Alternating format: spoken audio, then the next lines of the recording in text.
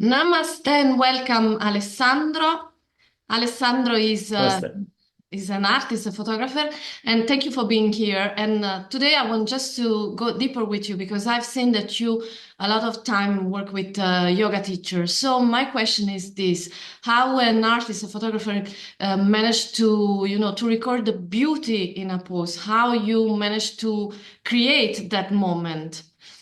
Yeah, nice question, and I'm happy to answer it. So, first of all, I think that most of my work comes from contrasts, contrast from what it can be seen by the eyes and what can only be perceived, for example, or contrast from, basically like fluid forms and straight forms or hard and soft or whatever. I love contrast generally, contrast of light, like very bright light and dark light. This is like from an external point of view.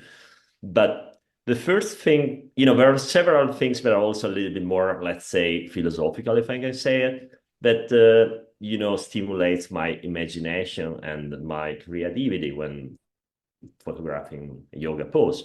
First of all, is that when we call yoga mainly, like just to give a name to it, it's just, let's say, the tip of the iceberg, probably what we can see on social media, because of course, yoga is much bigger than just a posture, just an asana. So an asana is just this tip of the iceberg. Uh, so I think that a nice picture, should aim to capture what is also a little bit under the surface of that iceberg, not only the tip. And this, is, in a way, is also for me a contrast because, yoga originally is not even intended to be something that should be shown.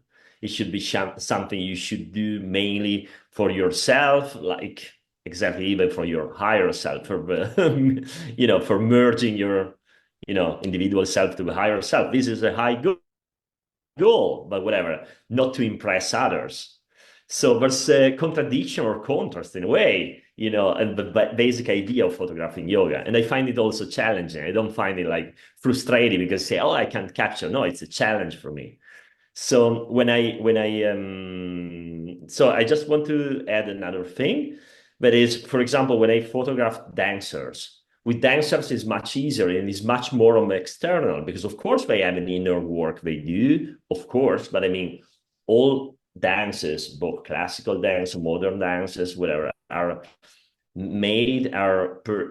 created to impress an audience of some sort. Mm. Even a very famous classical piece is like to show this piece of work of art to an audience, and the audience at the end, clapping their hands. In yoga, there's no one clapping their hands. So it's not that the posture is necessarily beautiful.